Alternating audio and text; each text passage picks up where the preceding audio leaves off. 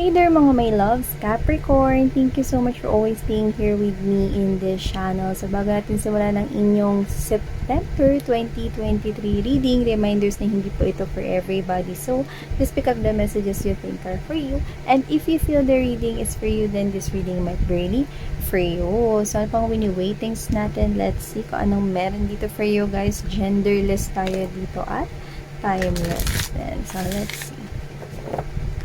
Spirits and angel guides, can you please show me messages for my dear Capricorn, please, for the month of September 2023, please. Capricorn for the month of September 2023, please.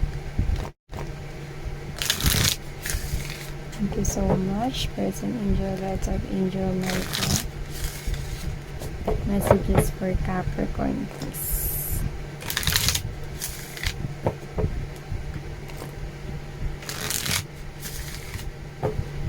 Okay, thank you so much. Let's see.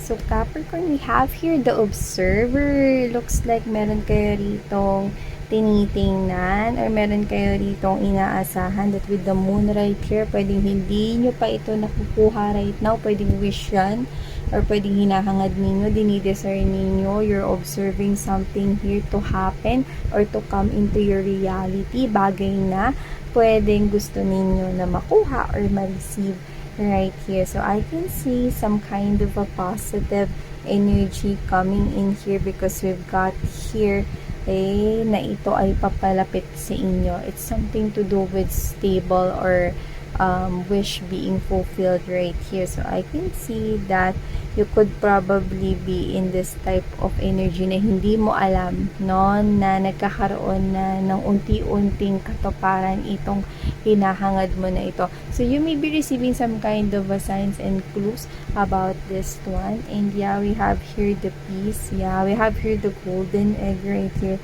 So it looks like I can see that you want this kind of beautiful changes, pagbabago, no? Nakikita ko meron ditong isang golden opportunity na paparating sa inyo. Kailangan mo lang tumingin-tingin sa paligid mo, mga babes, no? So, nakikita ko rin ng mga babes, hindi ko alam kung ba't nakukuha ko ang mensaheng ito. Meron ditong taong nagmamahal sa inyo, pero mukhang hindi nyo siya napapansin. Tinatago niya ang feelings at emotions niya sa'yo rito, pero yung totoo, lagi siya nakamasid sa'yo, masaya siya tinitingnan ka niya. So, nakikita ko dito mga babes, na gustong-gusto ka niya to the point na gusto ka niya pakasalan, gusto ka niya maging bahagi ng buhay niya, Capricorn, no? Pero hindi ko siya nakikitang gumagalaw, no? Pero ang tingin niya sa'yo is like a golden egg. A very, very, very good opportunity. Yan, nakikita niya sa'yo rito, no? So, this person could be already in your life kasi this person watches you. Pero kung ikaw naman ay meron ditong social media platform at ikaw ay parang naka-public or you could be in a public eye right here, no, nakikita ko rito, no? Maaring isa ito sa mga humahanga sa'yo, na nakikita at pinanonood kanya para sa iba. At meron ditong TikTok right here. So yeah, I can see, no, na meron dito talagang pag-emphasis dito sa time. So may kinalaman ito sa bagay na gusto mo, no? At tingnan mo, mga babes, no?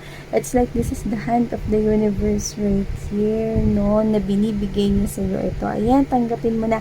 Oras na para matanggap mo na tong hinahangad mo na to. Ang ganda. Yung iba siguro, mga babes, nakita ko dito ng buhangin. So hindi ko alam kung galing kayo sa beach or galing kayo sa Dubai or galing kayo ng mga babes, no, kung saan parang merong sand, no? Yung iba baka nag-travel, nag-vacation, or pumunta kayo, no, kung saan mabuhangin or what, no? This could be a reading. Tapos nakikita ko dito kung ano man yan na tinitingnan mo dito at matagal na panahon mo ng kinahangad. Oras na yan na, o binibigay na sa inyo ni universe, no? Kukunin mo na lang dito, babes, no? Medyo natagal na rin itong oras na to kasi tingnan mo yan, parang yan yung hot air balloon, diba? Ang hot air balloon, di naman mabilis ang pag-andar nun. So, ibig sabihin, ang tagal mo tong hinintay at nandito na. Yan. Oras na. Yan ang TikTok, mga viewers. Oras na para tanggapin at i-receive mo yan, Capricorn. And yeah, flexibility is right here. I can see right here that you could be engaging more yourself into new activities. Pwede magta-try ka ng new sports. Yung hindi mo pa na-try ever, or baka ikaw to na mas lalabas at magta-travel ka ngayon compared sa nakaraan na hindi ka lumalabas sa yung comfort zone. I can see you here, no?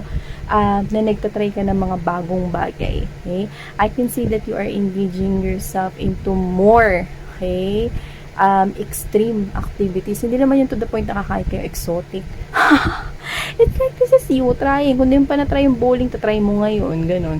Or kung ikaw to, no, na hindi ka pa nakakalayo ng Metro Manila, tatry mo naman lumabas. Mga ganon, no. I can see you here being flexible. Yung iba naman, mga babes, no, meron kayong mga talento na natatakot kayong i-share sa iba. Like, literally, may skills kayo, no, na may talento kayo sa isang skills na yun. Magaling pala kayo mag-video edit, or magaling pala kayo sa ganitong bagay. Hindi nilalabas kasi nigiya kayo.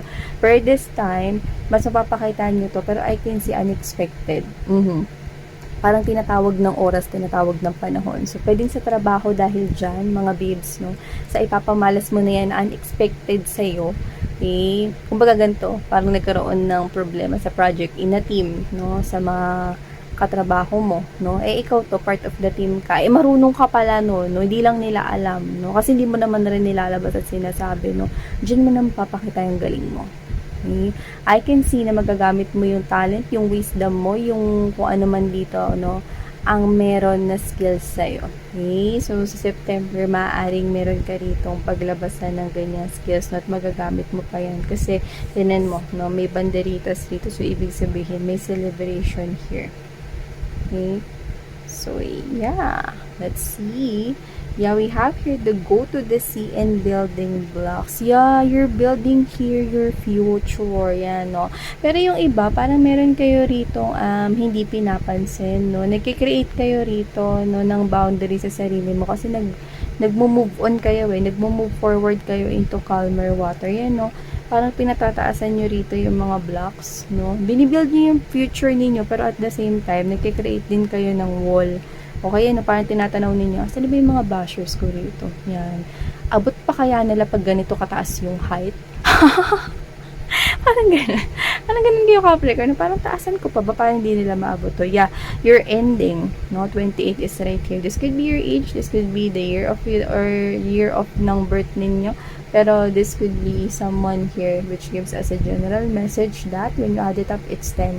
10 is the number of ending kasi may new beginning ka. You're moving into calmer water. You're building your life anew right here. Yeah. It's like you're renewing, no? Nagre-rebirth ka sa sarili mong buhay. At ayaw mo na basagin nila, no, ang inyong peace right here, no? So, maaring you're observing as well, no, kung sino-sino yung mga patutuloyin mo rito sa bagong life na binubuo mo or yung mga iiwanan mo, no? At pagsasaraduhan mo ng mataas na wall. Yan, no? So, tingin pa natin Cancer. So, nakikita ko rito, no, na huwag ka mahiya na may new love ka. Lumalabas talagang new love yun. May nakakita talaga sa'yo rito. May nakakapansin rito. Gusto ka niya rito mapangasawa. Diretsahan. Oo, diba yung binigay ko kanina? Gusto ko talaga nito mapangasawa. Nakita ko dito. Kasi once a person sees you as the golden egg, it's like this person sees you as the empress. Yun yung katumbas nun. May love. Okay? Kaya nakita ko dito na gusto ka niya. This is an offer coming from someone younger than you. I don't know. Or meron siya rito na parang, meron siya rito parang, hindi childish, kundi childlike na spirit. So, pwedeng siya isang klase ng person na pwedeng young looking or baka literal na younger siya sa'yo, no? Pero I can see that this person is appearing here as new love. Okay, so nakikita ko rito. So, maaaring in the future, no, hindi ko pa kasi nakukuha, no, na September iti, mga babes. Pero meron talaga rito passionate love, no, na paparating sa inyo. So, maaaring mag-offer itong tao na to, no, ng love sa inyo pag ready na siya, no. So, sa ngayon, nakikita ko ready naman na siya sa kanyang thoughts dito. Pero siguro yung katawan niya is parang nahihiya pa. May ganun, no? Hindi niya makakabang yung paa niya papunta sa'yo. Kasi natatakot siya na ma-reject mo siya. Ayan, no? Lalo na kung stranger daw siya. Natatakot siya rito, Capricorn, na ma-reject mo siya. parang hindi sapat, no? Kaya, ayan, sabi ko sa inyo, matatagalan pa yung offer nito, Knight of Coins Energy. Kasi i-improve niya pa yung sarili niya. From page to night, i-improve niya pa yung sarili niya, especially yung kanyang stability.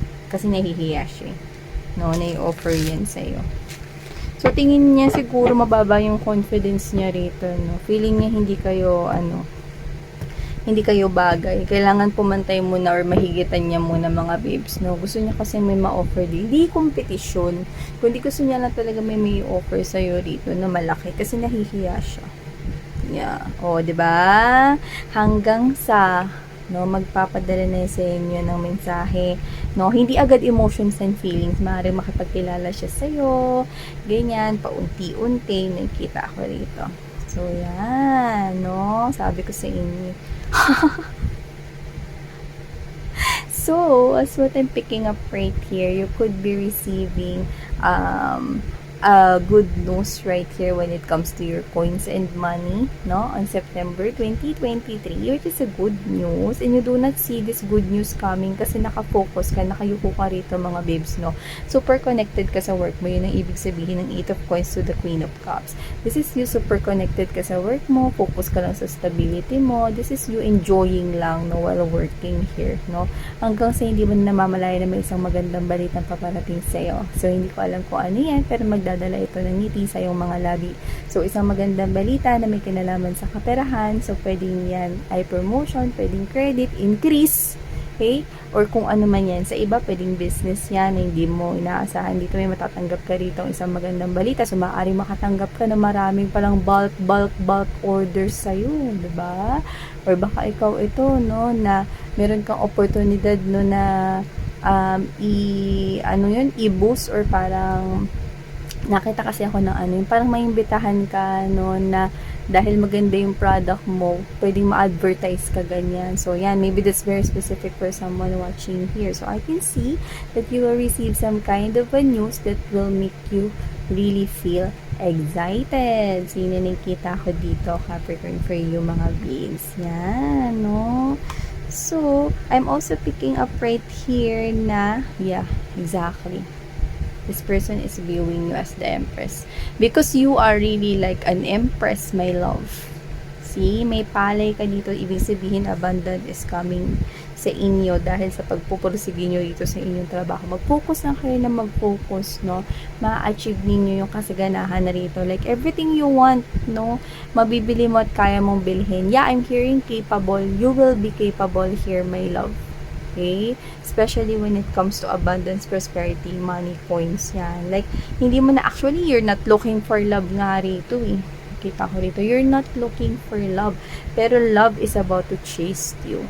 At ang maganda pa rito, mga babes, no, ito ay klase ng love na hindi patapon. Worth waiting for you, nakikita ko rito. Yeah, kahit na siya ay mas younger pa sa inyo, okay, para dun sa iba. Kasi sabi mas younger lang sa inyo by age siya.